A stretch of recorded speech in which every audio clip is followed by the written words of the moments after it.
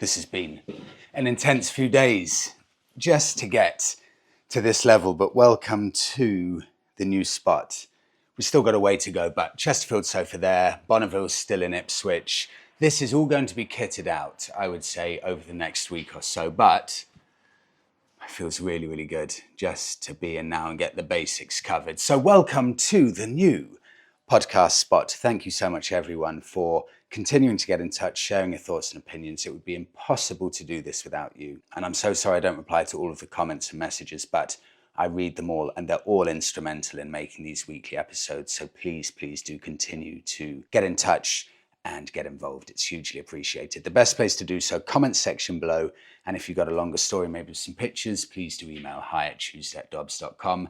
And if you're happy to do so, it'd be great if you could like the video and subscribe to the channel if you haven't already. Let's begin. Discovering a new form of biking.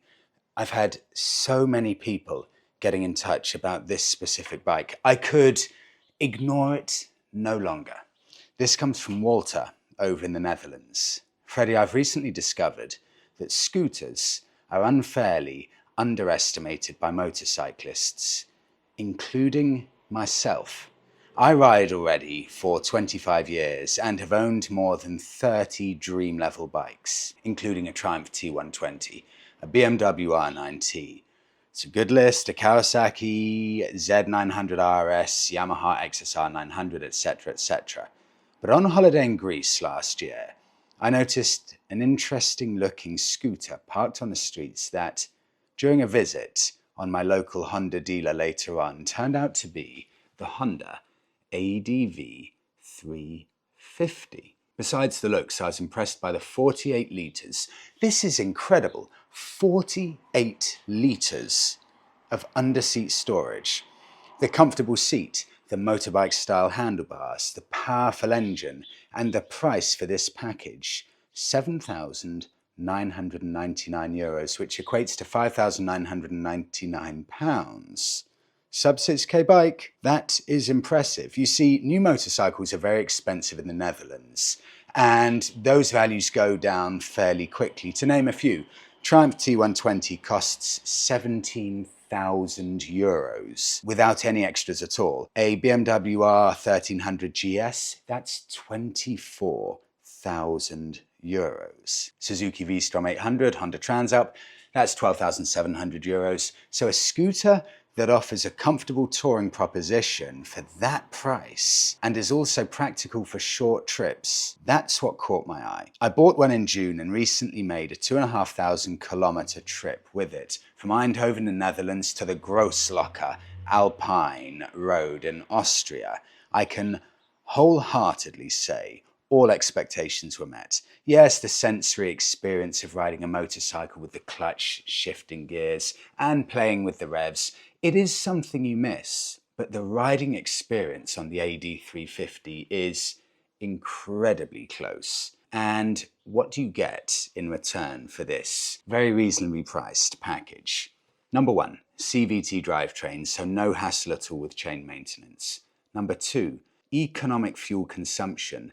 That is 90 miles per gallon or 32 kilometers per litre. That's exceptional. To give some relativity, that is exactly double my Triumph Bonneville. Number three, no hassle with bags. This is a huge factor. No hassle with bags. Everything fits under the saddle. 48 litres. I guess that makes sense. I think my panniers, my leather panniers for my Bonneville, are still in Belvedere. I think they're 23 to 25 litres each. So to have 48 litres under the seat, if my memory serves me correctly, that must mean that's the same storage under the seat as both of my panniers. It's incredible. Number four, tight hairpin bends are way easier to handle. Number five, a center stand is standard. So is a USB-C connector in the glove compartment. The fact it's got a glove compartment. Number six, the handling and performance of a light adventure bike. Good enough for all kinds of roads and highways. And finally, number seven, easy to clean and keep looking good, something that always kept me from riding in the rain on the aforementioned modern classic motorbikes. I'm writing this to inspire fellow motorcyclists to be more open to this great alternative. Walter, Netherlands. Walter, you are not alone here. I'm going to get to something really interesting, especially so for us Brits and also I think the Americans as well. But let's go through this first of all. Honda ADV 350, launched in 2022, 186 kilos, 29 horsepower, 5,999 pounds sterling price.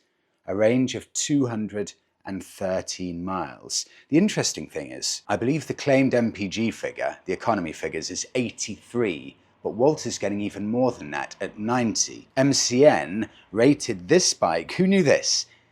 The Urban Petrol Bike of the Year 2023. That's saying something. MCN also said it goes and handles like a motorcycle. Continuing here with MCN. This is really interesting. This is all news to me. Honda struck gold when they released the Honda X ADV. Remember that X ADV 750? A 750cc variant of this in 2017. It was half scooter, half adventure bike.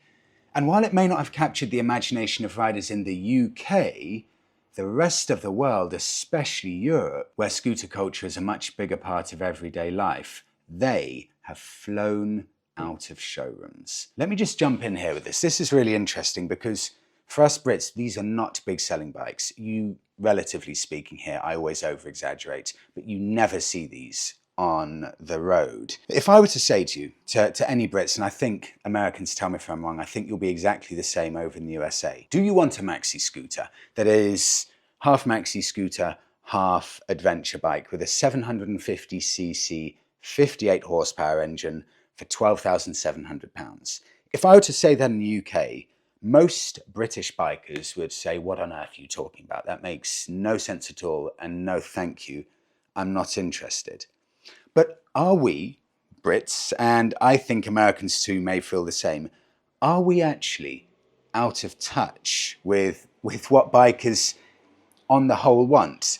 Because in 2017 to 2024, Honda, with their X ADV 750, sold, and this is from MCN, an astonishing 76,000 units globally. And the firm say it was their second best-selling bike in Europe last year and the fourth biggest selling adventure bike overall.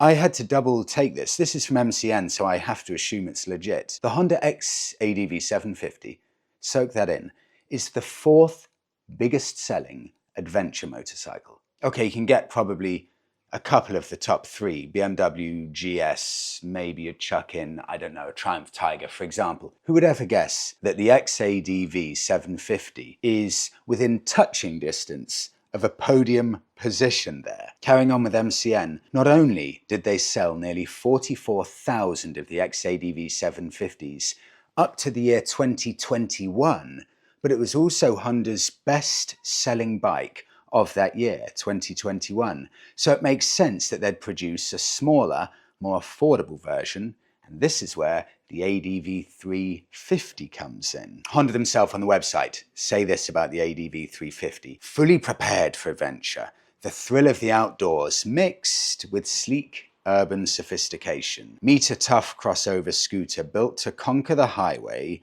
city block, or unpaved road in equal measure, in serious style. Right, what can I find? This is £6,000 brand new. It's only been out for 3 years. Facebook Marketplace, tell you what, they're 6K brand new. The initial drop does make this appealing because that 1 to 2 year initial drop from 6K is fairly substantial. Honda ADV 350 that's covered 13,000 miles, a few scuffs, nothing major, see the photos. Recently had a service, K&M filter, genuine Honda top box with a little backrest there, £3,350. And owners love these bikes around Europe. You won't find enough Brits to comment on it, but owners in Europe adore their ADVs from Honda. Walter, thank you for that. Fascinating. Now on to never switching off. This is from Hammy Channel. I had a call from the former Royal Enfield dealers in Chorley, UK, that are also top Japanese sellers while I was on holiday in Ibiza, stood by the bar getting drinks while my wife slept on the sun lounger.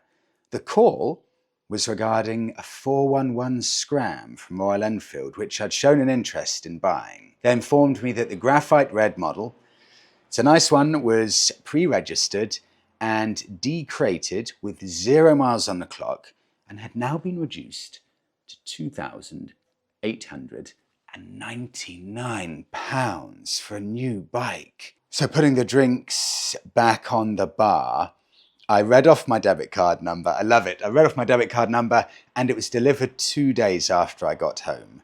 My wife then woke to confess that she had spent £90 on Shein, that's an online clothing company, while I was sleeping. Ahem. I replied, you better sit down and sip this Aperol Spritz. I've just spent a touch under £3,000 while stood at the bar. It's delivered in 3 days and I bloody love it. Yep, I've done similar with that as well. That is the best possible way to turn a relaxing holiday into something the opposite of relaxing. Desperately trying to buy a motorbike while sitting at the bar. You're just lucky that your wife was fast asleep at the time. Congratulations on the new bike. Now, out in the wild, Wisconsin, USA. This is from Donnie. Freddie, I've just started riding last summer at the age of 39.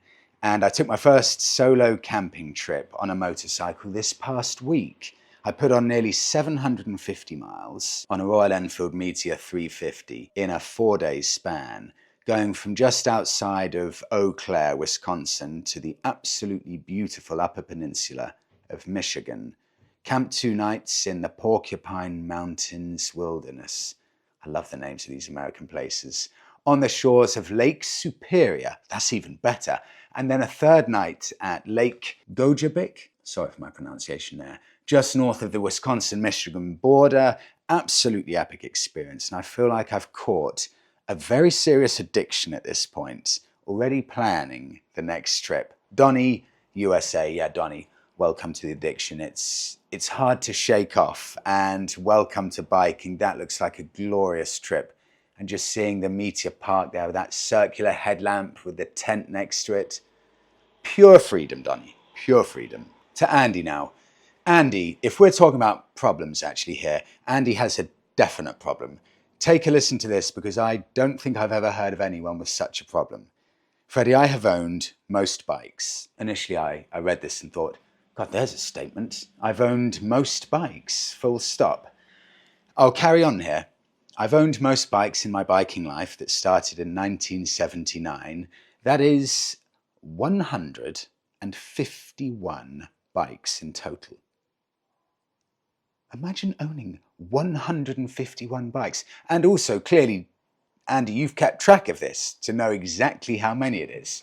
I've attached some photos of my current crop of bikes in my garage. If you're ever in Lincolnshire, you'd be welcome to try one. Andy, I'll try and take you up on that, thank you. They are 1997 Triumph T509, remember this, with just 6,700 miles from new. 1998 Honda CBR 900RR Fireblade with just 7,000 miles from new. And a Triumph Bonneville America. I also own a Honda VTR 1000 Firestorm that I rebuilt from a crashed bike. And at the grand old age of 61, I'm still doing track days on an old Kawasaki ZXR 400. Andy, thank you for this. Let me do some maths. Started riding 1979, that's 56 years. Sorry, there's my maths. That is 46 years. That shows that I'm not switched on. 46 years, 151 bikes. That's over 3 bikes a year, every single year for 46 years. Averaging over 3 bikes a year. That's phenomenal. I have never had anything like that. Okay, Triumph T509. This has taken my fancy. Remember this, if you're curious about a very specific model within a range of bikes and you're interested in Triumphs, I found this really interesting. This has gone under my radar, this bike. Triumph T509. Initially I thought, what is it? I think it's a Triumph Speed Triple. It is. In other words, the T509 Triumph is the Triumph Speed Triple. It is the 2nd generation Triumph Speed Triple after the first ever one with that singular headlamp. So this is the first one with the bug eyes, and it is also the forgotten Triumph because it was made just from 1997 to 1998. That's just, what, a 1.5 to 2 year production run. 885cc, again, I did not know Triumph did a speed triple with an 885cc. Sub 200 kilos, 196, aluminium frame, and 108 horsepower. I believe this was, just looking at it, I think this was the first fuel injected Triumph speed triple that they did. But this is really interesting because everyone knows about the Generation 1 Triumph speed triple. Everyone always knows about the Generation 1 of any model range. And then everyone knows, relatively speaking, about the 955cc Triumph speed triple that was 1998 to 2005. But sandwiched in between those, just from 97 to 98, was the T509. It's weird that it had such a tiny production run with that 885cc engine, and I cannot quite understand why that is. But this is a legend in its own right. Some people will be saying why it's a legend in its own right. I feel like I'm doing a quiz here. What very famous film immortalized this bike? Mission Impossible. Tom Cruise. Do you remember Tom Cruise racing along, no helmet, with the iconic now Triumph Speed Triple? I can't remember what colour it was, but with those bug eyes, I just remember him whizzing from left in a shot out to right, just gunning it like that. Really iconic scene. So, if you're curious and if you're interested in buying just a bike that is famous the world over, the Speed Triple range of Triumphs, but just one of the models that was made for a 2-year production run. Hollywood famous bike. First off, can I find one? Secondly, how much are you going to have to pay for one? These are rare. I wasn't really sure if you'd be able to find any, but of course, if you're going to be able to find any, it would be in the UK. These are British-built bikes. Only a handful of them available. These are not common bikes at all. The thing that really threw me about these, they look pretty much identical to the 955 Triumph Speed Triple that succeeded this bike. So you have to look for, or Google, Triumph T509 to make sure you're getting this exact bike. Prices range from about $1,500. In fact, I've seen them for $1,300 with work needed. So clearly, they haven't reached any level of desirability, at least from a financial standpoint. You can pick these up for really good money. If you want an immaculate one, take a look at this. How much do you think an immaculate one is? £2,300. I was slightly blown away by this. Only rides on hot, sunny days, and wow, what a ride. Very quick, sounds amazing, real head turner, 10,000 miles on the clock, full service history. Only selling because I'd like something like a cruiser would consider any. This is a lovely looking bike again. Triumph right at their peak here of making and over-engineering machines. These had a really good reputation. Aluminium frame, so no worries about rust. I think that's a really interesting buy. Bear in mind, for an immaculate one with full service history, you can get cheaper, but $2,300 is not a lot of money for a bike like that. Andy, thank you so much for that. And we move on. Bike of the week. I think I've ended up making this about a quarter of the entire episode today because this bike has such a fascinating history. I wanted to make sure I do it justice and dedicate enough time for this. This is from Lord Punter. Good bike for bike of the week would be the Husqvarna Nuda. My son has one, and in the UK they are very rare indeed. The last time I looked, there was one for sale in the UK, just one. There are more though on the continent. It's a great bike with a BMW engine, 900cc twin.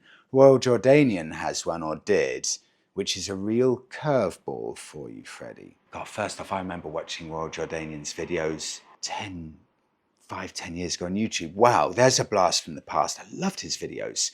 Let's take a look at this. Husqvarna Nuda.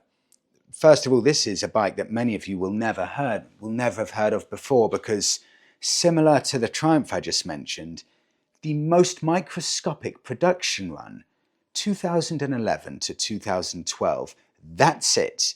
192 kilos, 900cc BMW engine, but here's the interesting thing. It's actually an 800cc BMW engine that Husqvarna then took from BMW and decided to bore out the extra 100cc to 900.